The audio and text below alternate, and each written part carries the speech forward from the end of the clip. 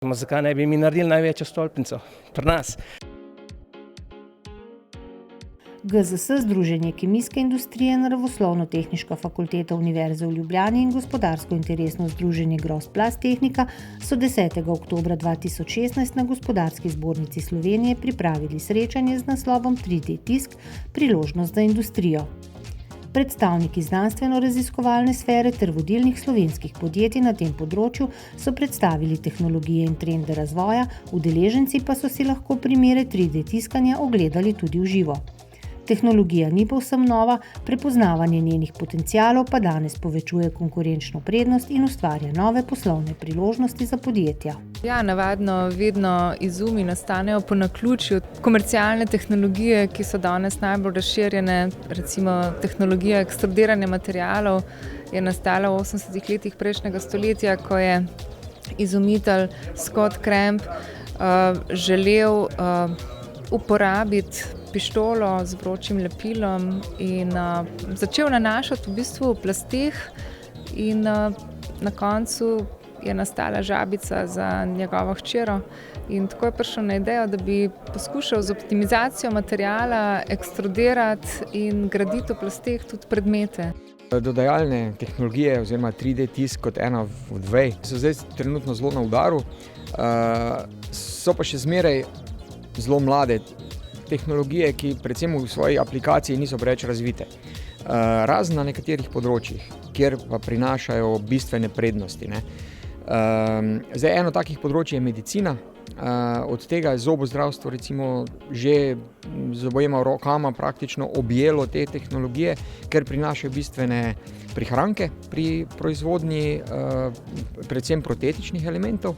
Na drugi strani pa medicina, kirurgija, ortopedija recimo, kjer s temi tehnologijami prvič omogočimo boljše načrtovanje posegov, drugič pa lahko pripravimo pripomočke, posebej pacientu prilagojene, s katerim je ta poseg bolj zanesljiv, krajši, v nekaterih primerih pa tudi zahteva manj inštrumentarija oziroma manj ostale opreme.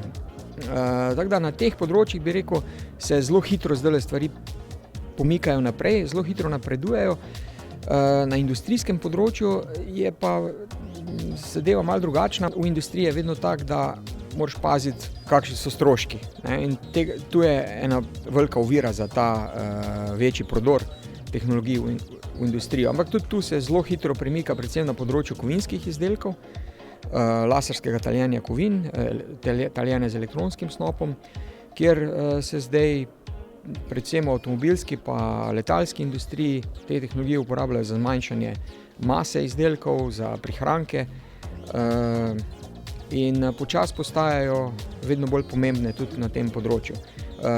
Tisto, kar nam ta trenutek manjka, je predvsem zavedanje ljudi o uporabnosti, na drugi strani pa še ne znamo konstruirati, zato da bi v popolnosti izkoristili prednosti, ki jih te tehnologije ponujajo. Naši začetki res segajo že kar vrsto let nazaj. Da smo začeli razmišljati o teh tehnologijah že pravzaprav 25 let, s tem, da sam nakup te tehnologije pa je pravzaprav bil pred 19 leti.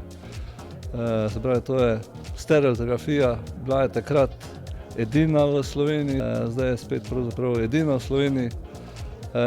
Specifika tega stroja je pač ta, oziroma ali pa Gorenja kot ene velike firme, je, da razvoj res dela z, bi rekel, veliko vnemo in je to tehnologija, ki pač omogoča preko noči dobiti od teorije iz 3D modela na računalniku fizično obliko enega polizdelka. Predstavljamo našo trade znamko Betabram. To je tiskalnik za delanje hiš. Trenutno imamo zelo veliki printer 3D, s katerim lahko delamo 16-metrsko stavbo krat 9 metrov široko, višino 2,70 m. To nam je vizija, da naredimo hišo na tak način, da je to zelo poceni. Prišli smo že izračunati, do 3000 evrov bi bilo 8x7 metrov hiša z stopniščem, s printanjem in materiali, kateri so dostopni sedaj na trgu. Se pravi, vsak certificiran material, katerega lahko kupiš v betonarnah v Sloveniji. Cilj je, da delamo še večje printerje, se pravi do 500 metrov. S tem lahko dvignemo gradbeništvo in pomagamo ljudem, da se zaposlijo in delajo.